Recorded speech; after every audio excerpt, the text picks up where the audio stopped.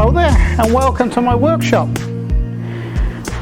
I've just come in from being out in my paddock with a chainsaw and I've roughed out 3 blocks of wood that we're going to turn up, well, at least one bowl today. Now the method I normally use for something, you know, this weighs probably 12 kilos. What's that? About 30 pounds, thereabouts. Well, I like to be secure, so I've got a big heavy steel, cast steel faceplate for my lathe, and I'm going to securely fix that into roughly the center of the material. And I use these heavy threaded, okay, they're actually roofing screws to hold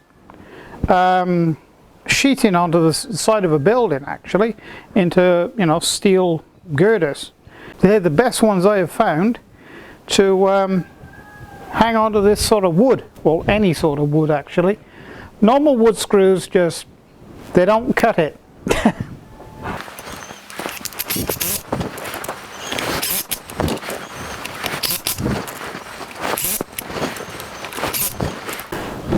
Now, most good lathe equipment, such as from, if you're in America, Grizzly or Harbor Freight, in Australia it's Hare and Forbes, or Carveco as well. The equipment's pretty good too.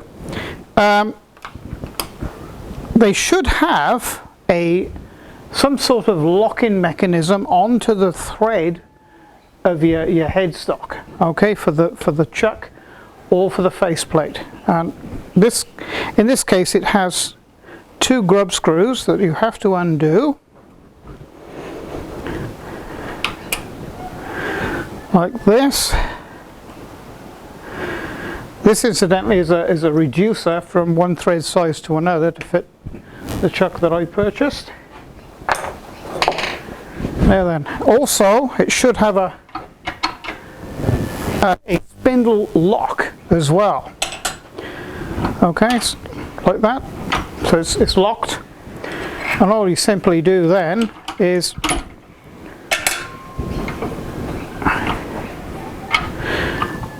on the back side there should be some mechanism where you can actually turn the shaft that's sort of semi-sealed, so you can't touch it when it's running.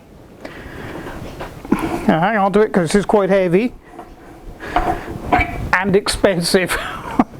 This is a 5.5 inch chuck, might even be a 6 inch chuck actually, wood lathe chuck with interchangeable jaws, and this is somewhere in the region of $400, so you know, you don't want to drop it.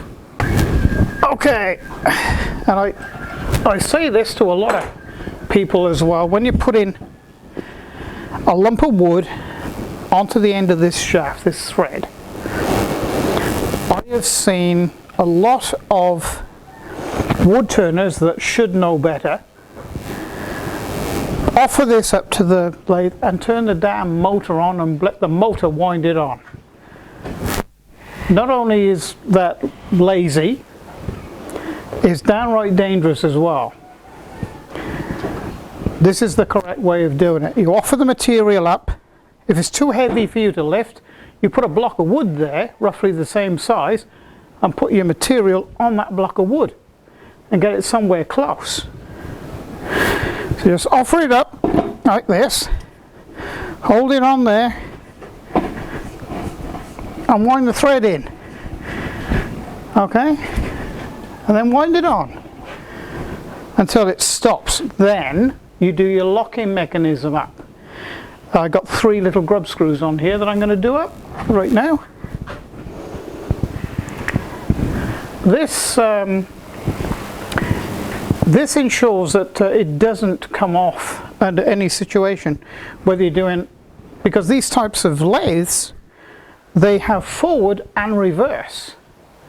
So you can actually cut in reverse. In other words, you can cut on the back side if you wish, or you can turn the head all the way around and have something out over this side. If it's too large a diameter to go over the bed, you can machine it over this side. I don't particularly like doing that myself, but you can do it. So in that case you need a lock-in mechanism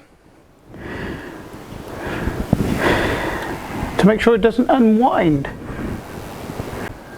So now we're going to set the tool rest up and make sure our chisels are nice and sharp. And we're going to bring the tailstock up, and I always support the other end of the material, although it doesn't really need it. Well, it gives me peace of mind. And we'll start roughing this down.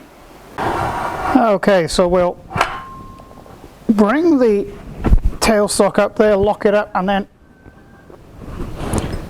push it in quite tight. It gives added security and safety that a piece of wood isn't going to come flying out at me. You know, I'm 99% sure I could turn this all without this there, but just gives me a little bit of peace of mind. And I would advise you to adopt that type of safety measure. So the next thing we do is we set up our tool rest, and what I'm going to do, this is going to be the back edge of the bowl. So I'm going to start to work away at this area here. So I'm going to find out which is the, okay, this is the most, shall we say, stick it out part. So we'll hold in on that for a start. Lift this up a little and turn, always turn the wood to make sure it's not going to foul the tool rest, and there you go, it does. So just a fraction more out there like that. So this is going to take me a good probably 15 minutes to machine down to sort of a usable shape. Might even take me half an hour. So I use quite a bit of high-speed footage so you don't get too bored. So here we go. I suppose every wood turner develops their own way of wood turning, and specifically using their tools. Now this is 2 bowl gouges. Okay, they're very long, and they're bowl gouges.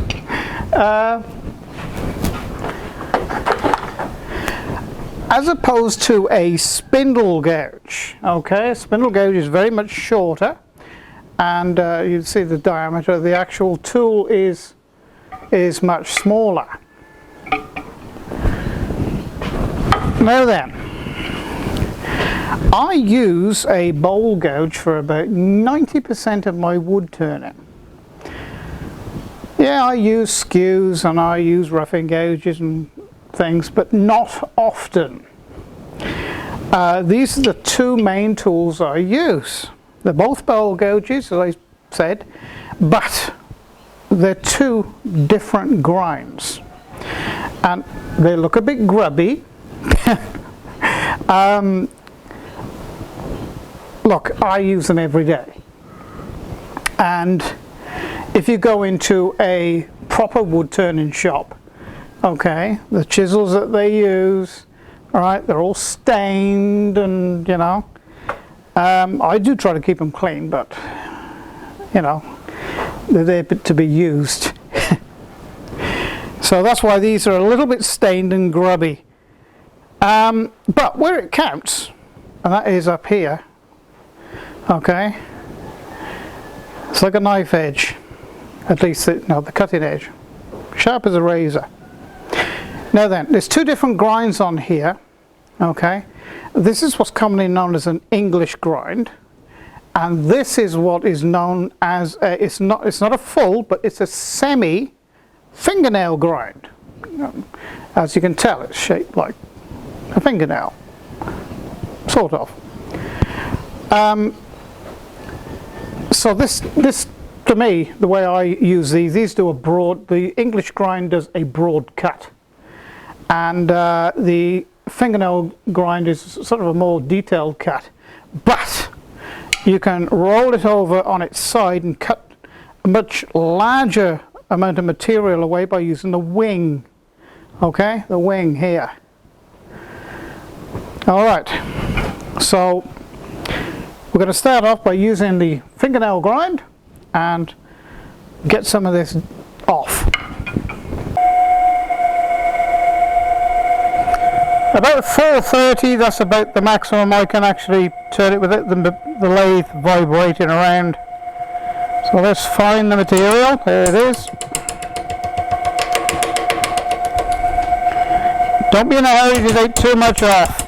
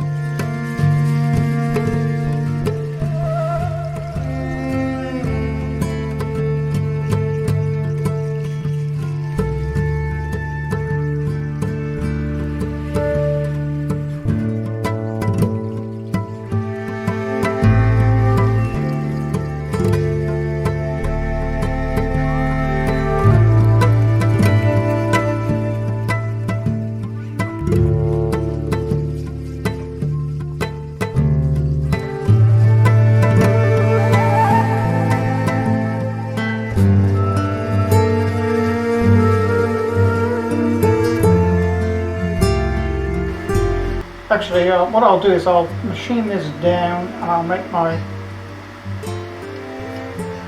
tenon here. So, sometimes I use a mortise, sometimes I use a tenon. In this case I think I'm going to use a tenon.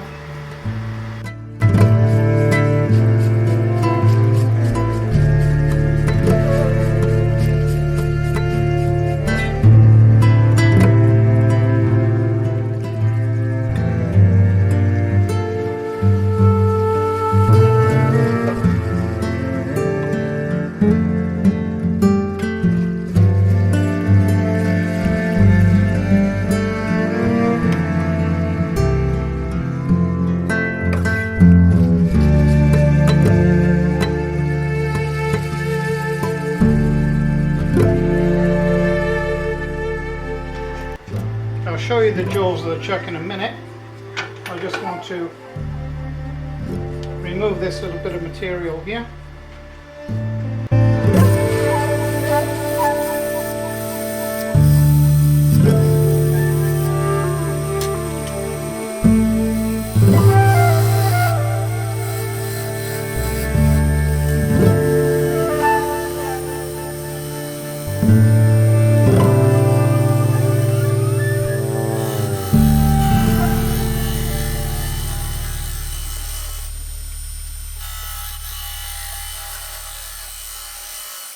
If you notice, these jaws here are tapered on the outer side and the inside, and I've got several different types of or sizes of jaws to fit on this chuck as well, and they match up to the stub here, and they grip on that, and not only do they grip tight down that way, but it'll pull up to this face here, and that's what holds it in, hopefully.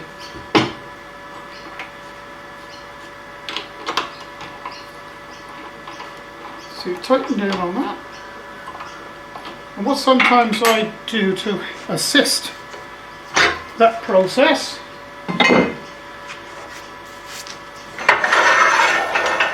bring that up, bring the tailstock up, actually we'll wind him out a bit further.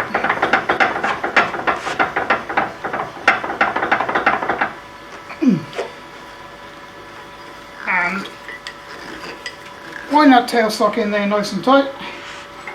So it's pushed hard up into the chuck, and now we can tighten this up really, really tight.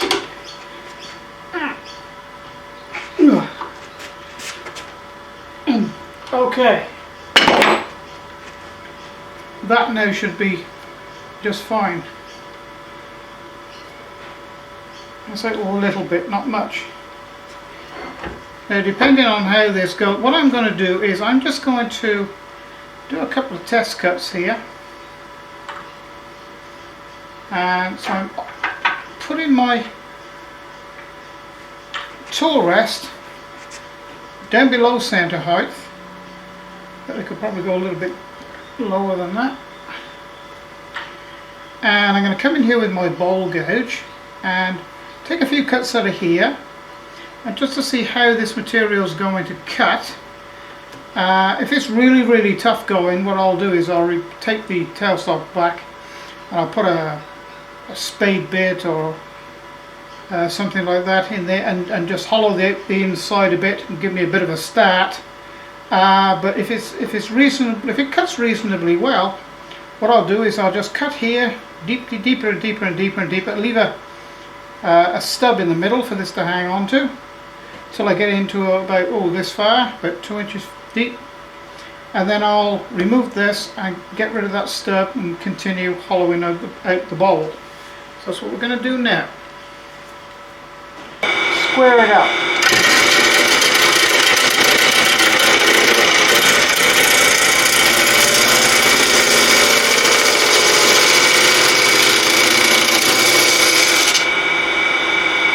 Okay. Actually cut in all right, I think.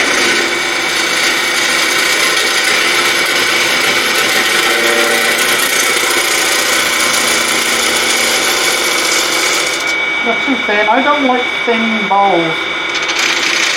When it dries out a little bit, I can actually skim off and I'll re-screw it up.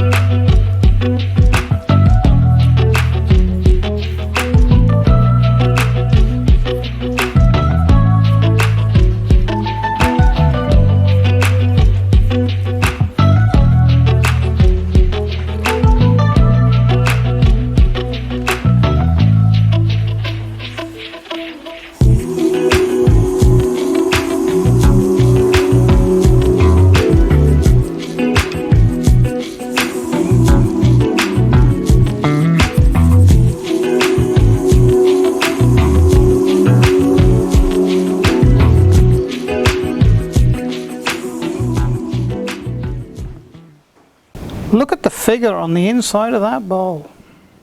It's not too bad on the outside either.